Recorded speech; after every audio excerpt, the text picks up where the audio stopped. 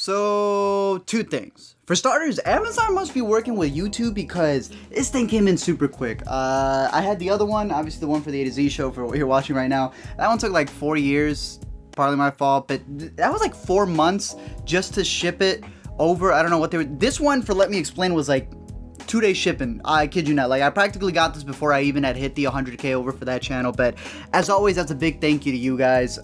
You know, I had started the Let Me Explain channel just to have it as a movie diary, a cartoonish movie diary, for everything that I watched. So that way I would be able to do more creative projects over here.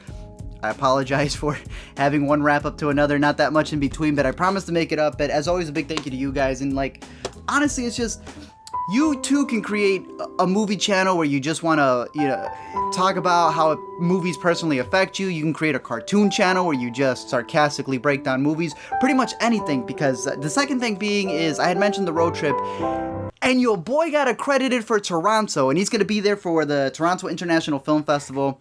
I've been to Sundance, and I adore Sundance, and I have a video coming up on that too, because I want anyone who's a film fan to go.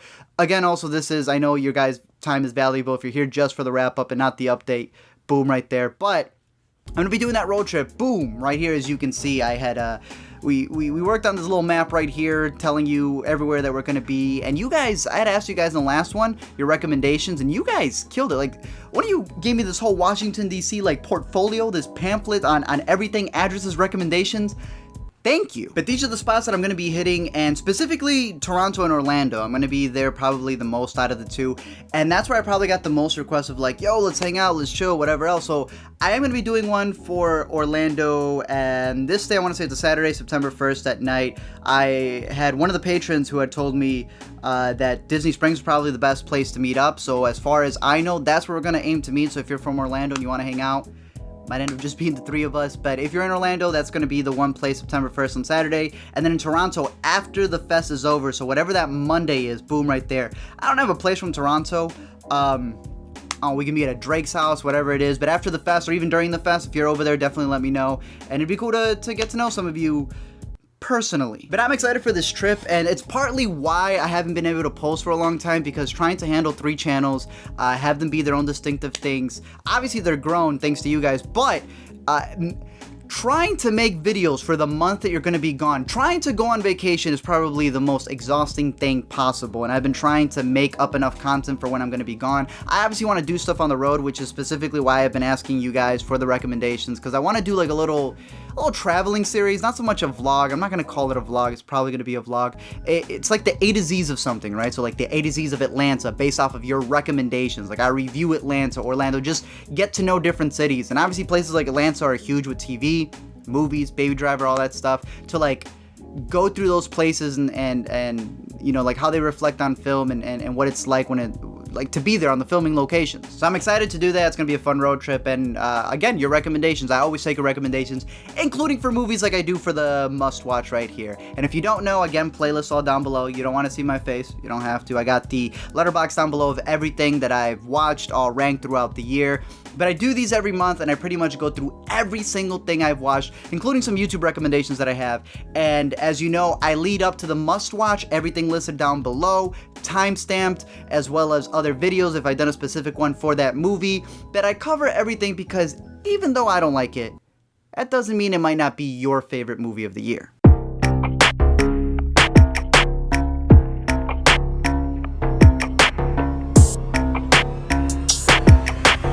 So I'm going to combine the stream it, which are the ones that just watch at home, the ones that you shouldn't even get up for, and the rent its that are like worth going to Redbox or whatnot, into one, starting off with Skyscraper. I thought this was a bunch of buffoonery. This is the one where The Rock is trying to save his family from a tower, but what really caught me off guard was that there was articles being written about how this movie really just, it improves. Some people would say it became a staple for disability inclusion in films. Now, some of you don't know that I actually went to school to teach special education. That's like always been something that's been near and dear to me.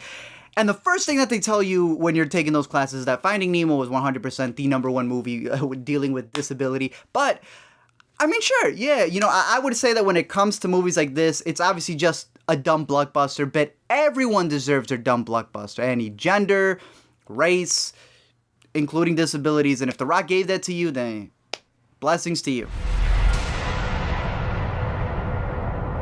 there's two of us, then you have to kill him. 14 Cameras is the follow-up to a movie that was called 13 Cameras, and it is extremely hot in here, so... But I can't even remember if I saw the first one, and that probably has to do for the same reason why I almost couldn't remember this one, but it's pretty much like, imagine if, you know, there's like the Craigslist killer movie, there's the babysitter movies, like all these like online things that can go bad. This is the one for Airbnbs, where you got this guy who sets up a couple cameras.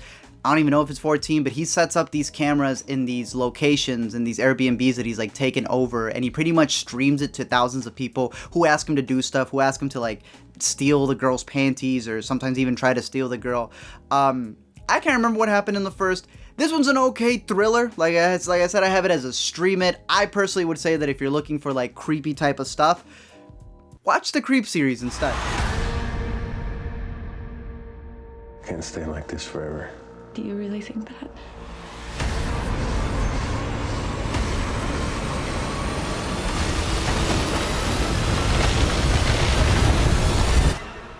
How It Ends is that Netflix movie that a lot of people were making fun of because the title is How It Ends, and people were like, you don't know how it ends. I personally would say that in terms of Netflix movies and post-apocalyptic movies, this is the perfect one to not see in theaters and at home, because I get that people want... When you're dealing with the apocalypse, people want to know what caused the apocalypse. How is it going to end? How is it going to end? And instead, they don't do that. Pretty much, it's just about this guy who goes to go visit his in-laws, and then the apocalypse starts happening, and he needs to go all the way across the country in order to save this girl.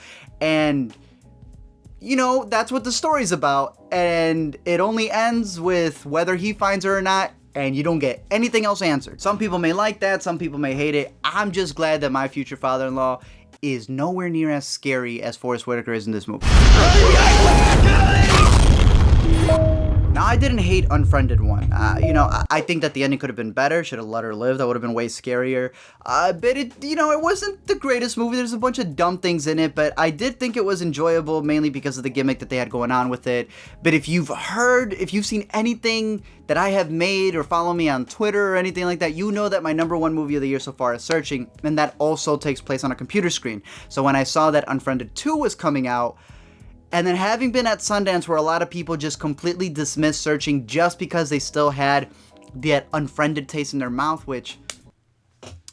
call yourself critics. I was a little salty because I want a lot of people to go see Searching because I love that movie. And when Unfriended 2 was announced, and then it literally had that gimmick where they said there was going to be 2 different endings released in theaters. You won't know which one you're getting. Then I watched the movie, and it does kind of contradict itself. It's one of those things where it's like, I can still go into it and realize that there is a good story in Unfriended.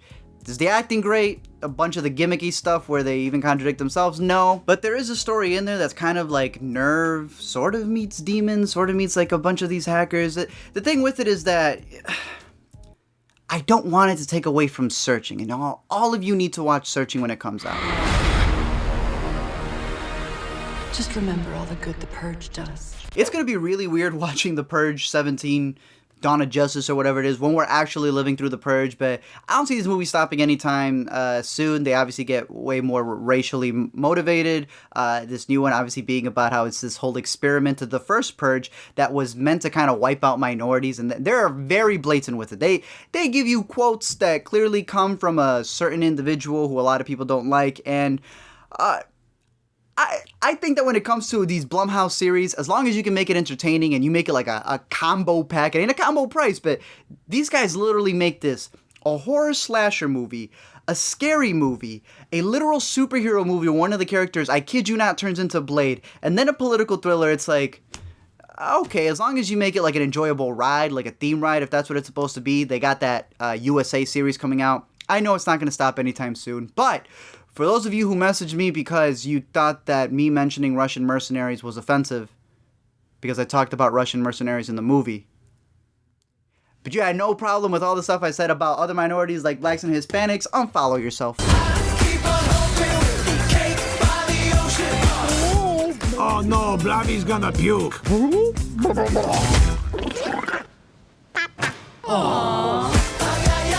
I binged all 3 of the Hotel Transylvania movies for the 3rd one, and you know, It's one of those movies or franchises where they got a TV series now. People let me know that there's actually a theme park overseas somewhere, but it's one of those movies where they obviously have moments in there for adults where it's a bunch of innuendos. There's some like racial jokes, prejudice jokes that are in there that the kids aren't gonna get. But then you also got to sit through like these dumb dance numbers, really weird things that happen. So while I personally think the first one is better, I think that for anyone who has to like babysit a kid and you don't want to see, I don't know, Peppa the Pig, rent this movie instead. And for those of you who have kids because you guys zing together, it's not that bad.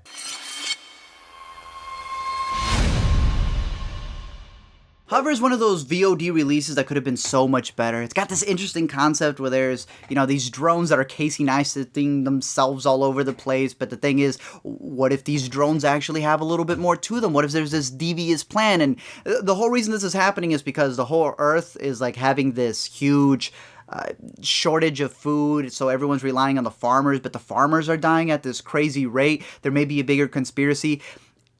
And there's an interesting movie in there. It's an interesting world. The director, Matt Osterman, he had made this movie called 400 Days as well. And I think he does a great job at building worlds. I just wish there was more to these worlds, or maybe more to the characters. And he has a lot of layers to it. Like, there's a whole other subplot going on where the main characters kind of, it's legal now to do assisted suicides, as they're also trying to find out this conspiracy that may be going on with these drones. But it's worth checking out. It's just one of those directors where I can't wait to see maybe a bigger budget or maybe better writing to see what he can do in the future.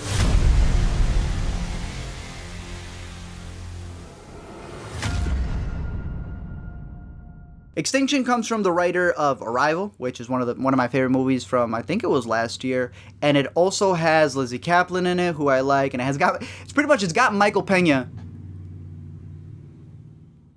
Pretty much it has Michael Pena having these like Raven-Symoné visions where he doesn't know if aliens are going to attack for these things that are taking place in the future.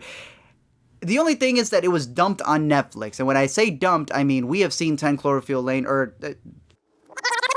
we have seen the Cloverfield Paradox go from Paramount, and they're like, we don't want it, go ahead and take it. And even some good movies, like I personally like Annihilation, and Paramount said the same thing. Netflix, we can share this, or you release it there too. This one was Universal's movie, and Universal was supposed to put it out in January, which for those of you who know, January ain't a good month. That's because the studios don't trust the movie doing well. They were going to dump it there, instead gave it to Netflix. And pretty much they're just kind of like using Netflix as sloppy seconds. There is an interesting story there. I think the way it progresses and it gives you enough to rewatch does end it a little early because you can tell they definitely want to expand on a sequel. But it just kind of sucks that they're treating Netflix as sloppy seconds. Even if this is like a meal that's okay reheated. Who are you, Jackie Chan? Finally, to wrap this up right here, we got The Equalizer, who Denzel himself said, this movie's the exact same thing as the first. A little more violent, a little bit more bloody. Actually, coming out of the theater, a lot of people who saw it thought it wasn't as action-packed. There was a lot more conversations, which I liked about it. I think it's a decent rent, mainly because of the relationship that Denzel has with Sanders, who some of you may know him from Moonlight. And there's a specific scene, a specific speech that he gives the kid that I thought worked pretty well.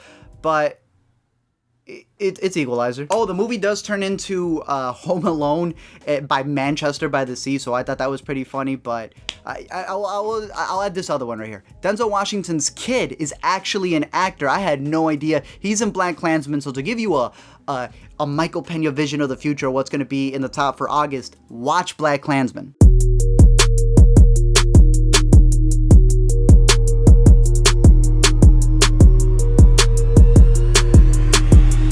Added a new segment to the must-watch thing that I do, the wrap-up, and one of them was for YouTube because there's a lot of great YouTube creators out there. A lot of us go to the movies, but if you're watching this, everyone goes on YouTube for the most part. So last month, I had actually recommended these guys right here. Definitely go check out Brown Table. Definitely go check out your boy High Top Films. Some of you already, I'm sure, know Film Riot, but I want to do one a month, mainly to get a lot of focus in there. And this guy is a bit bigger, but he does a lot of music stuff. And this guy's teaching me a lot of lessons. His name is Middle 8. You should definitely go check out his stuff. It's almost like he's making these mini music documentaries that are also half a film essay. He's got some of the most fantastic stuff out there. You need to go check out his stuff. One of the first videos, the one that I would recommend, is the Greta Van Fleet one. I recently saw them at the Vic here in Chicago. He's got a great breakdown on them. But he also has one on... You know what that song is. I highly recommend checking out this guy because he even has like a Spotify playlist, and you know, I have my Spotify and my Apple playlist that I have down there, but it's obviously very, very hip-hop influenced with like, if Mumford & Sons were to release a song that might go on there, but it's very hip-hop R&B, so his playlist is fantastic because it's, you know, he's helping me expand my horizons when it comes to music as well, but definitely check out his stuff, and that's probably the biggest thing. He's doing pretty well, but even these other guys that I mentioned last time, High Top Films, Brown Table. If you like this segment right here, definitely go support him. By support him is literally just go click on the videos that I have down below or that I have mentioned here and let them know, because you know, we all love our creators and we go out there and we say like, oh man, I've been with you since the beginning, and it's cool. You let them know, man, watch, you're gonna be at 1 million subscribers. That's cool to let them know, but you also gotta share their videos and let the potential future 1 million subscribers know about them too.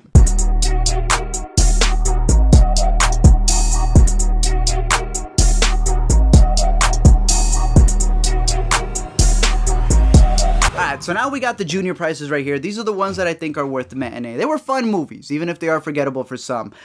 Like Ant-Man and the Wasp. I called this movie filler, which was interesting when I got this comment about... Just kind of repeat it. That's not how clickbait works, but I explain why it's filler. See, the thing is, we had obviously Infinity War, which a lot of people love. It's so good, and so is Black Panther, that the Academy had to create a whole nother category for it. But Ant-Man clearly is filler because it's just filling that gap until the next point. And while I'm not the biggest fan of the first Ant-Man, I've explained why and all the debacle that happened behind the scenes. This one is better,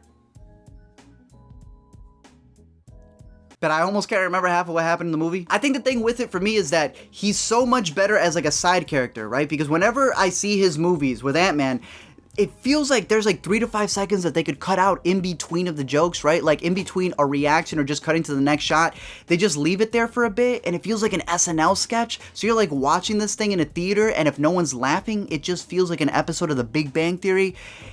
They're not terrible movies, right? Like nothing's been as bad as Thor: The Dark World. I don't hate them that much, but I just think that Ant-Man is a better character when he's a side character, so knowing that he's going to be in Avengers 4, and I believe he's going to be a big character in that one, I'm more excited for that. In the meantime, this is clearly filler.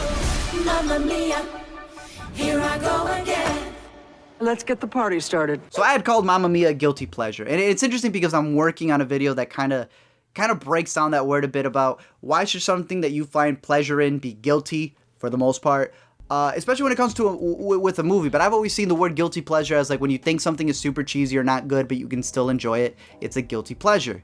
Bruh, I said that and I had no idea that there were Mamma Mia fans, that there were ABBA fans out there, that were as strong as Brockhampton, the Brockhampton army is, that they were as big as the damn Harry Potter fans that are out there. These people came at my throat because I had no idea Mamma Mia was that holy. Now, I personally have fun with both of the movies. I definitely think that as a musical, you need to see it with the group of those fans, right? Like this is something that came from Broadway. Well, it was ABBA's music, then it went to Broadway and it was this whole thing, and now it's got 2 movies. And if you watch it with a group of people who like know all the songs, you're gonna have a good time.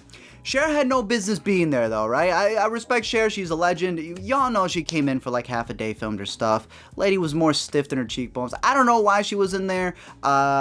Clearly this is going to be the Mamma Mia cinematic universe that is going to continue for I don't know how many ages to come. They already got the Broadway show, 2 movies, soundtrack. Watch. Disney going to buy the rights and they're going to have a Mamma Mia series. To wrap up the junior prices, I got Teen Titans Go. Didn't adore the movie, but damn, for this scene alone, it's got to be up here. I think his dad is a cop. Right! I was surprised they had the cartoon balls to see this. I used to watch the original Teen Titans. I never got into Go, not because I hated it or anything. Some people say it is actually very good. People like this movie, and it's the same people who made the Go series. I don't know anything about it, but I know that there's always been this big disdain for it. But this movie, while it has a lot, again, going back to like the Hotel Transylvania stuff, random dance numbers, fart scenes, all of these other things that I really don't care for if I'm completely sober. It also has scenes that, like, I did not expect them to have the cartoon balls to do. So for that alone, and that little thing that they do in the after credits scene, I don't know how they're gonna complete that and how they're gonna schedule all that stuff. But I thought the movie was okay, and pretty much it just wraps up my whatever this section was. I'm gonna paint on her face like I'm Doodlebug. Alright, so now to the actual fun stuff. I had mentioned some last month because I wanted you guys to get the heads up on that one. I had said sorry to bother you if you missed that one. Go check it out. Go in as blink as possible. 8th grade, go watch that one. Future video coming soon, as well as the Let You Explain that I had mentioned on Twitter a long time ago. But also, for the heads up, excuse me, Black Klansman. Go watch Black Klansman if you can, because I have a video coming up on that one. And of course Searching, because that comes out in August. But for the ones that I saw in July, I'm going to start off with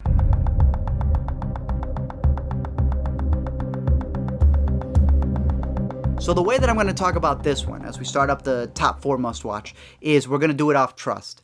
I'm not going to show you anything or say anything else about this movie, or TV show actually, because the way that I went into it was, all I saw was the beautiful, like one of the first crushes of my life, Jessica Biel on the poster. I clicked it on Netflix. I believe it's a USA TV series, mini-series, watched it. First 15 minutes was okay. I'm watching, and then something happens. I will have a Let Me Explain on it, breaking down this and the second season, because I believe they're doing an anthology series with it. But if you trust me, don't watch anything. Just go in and watch it. I ain't no killer. So I know MoviePass has been having like troubles in there, and I'll have a video on that as well. But I think they're like pushing this movie in particular, and I hope you guys watch it, because I had caught this one at Sundance and I thought it was pretty good. A lot of people at Sundance had a couple problems with the rapping part of it, which I thought was funny. When you see writers talking about diversity and making sure you reach out, but a man rapping at the end was a little too uncomfortable for you. Hey, maybe the movie may not work for you. It is done in a very stylized manner, very much based in the Oakland style. I personally liked it because I've been following these guys for a bit, including the director and the work that he's been doing.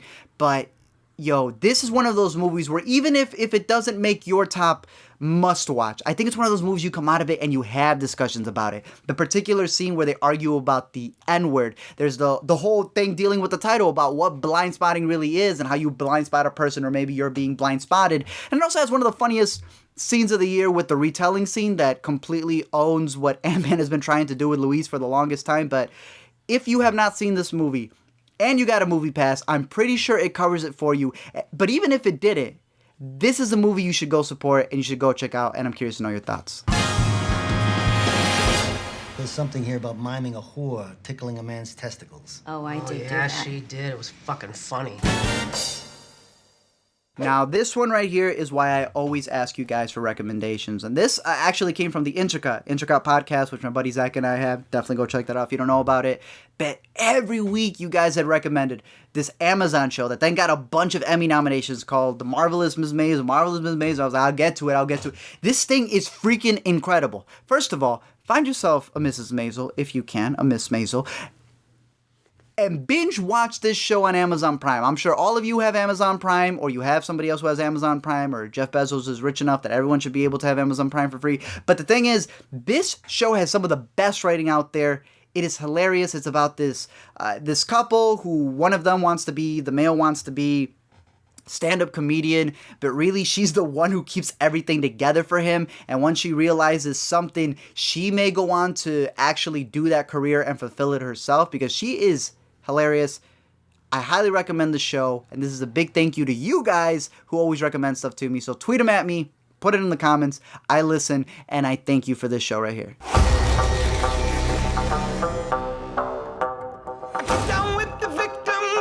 I saw Fallout 3 times in theaters. I haven't seen it in 4D. I haven't seen it in D-Box. I definitely want to. I'm actually still upset that I didn't get the invite to go see it over here on one of the actual set locations that they had.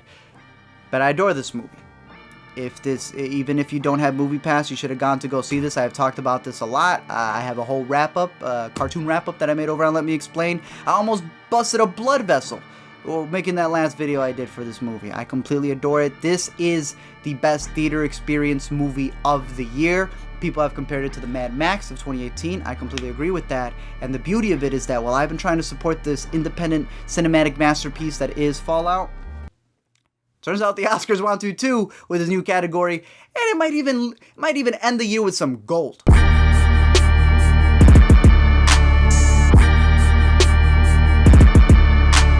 Thank you guys for checking out this video. As always, a big shout out to the patrons. I know that I was slacking a bit just trying to get more content for the month that I'm going to be gone, but I'm making it up this upcoming month. I do it at the beginning of every month. We do a Patreon hangout. It was a blast. It was fantastic, and I'm doing another one this Monday. So if you're seeing this and you're a patron, definitely hop on that. If you're not a patron, I appreciate any support that you guys have. Everything goes back to the channel as well, but thank you to you guys, and thank you to everyone who's been giving me recommendations for the road trip. Like I said, Toronto and Orlando, going to be doing a quick meetup over there. Let me know any other recommendations for the spots that I'll be hitting. I'll be posting everything over on Twitter, taking your recommendations there. Instagram, I don't really post there a lot, but on Instagram is where I'm going to be documenting everything, all the places that I go, different stuff like that. And yeah, should be a lot of fun.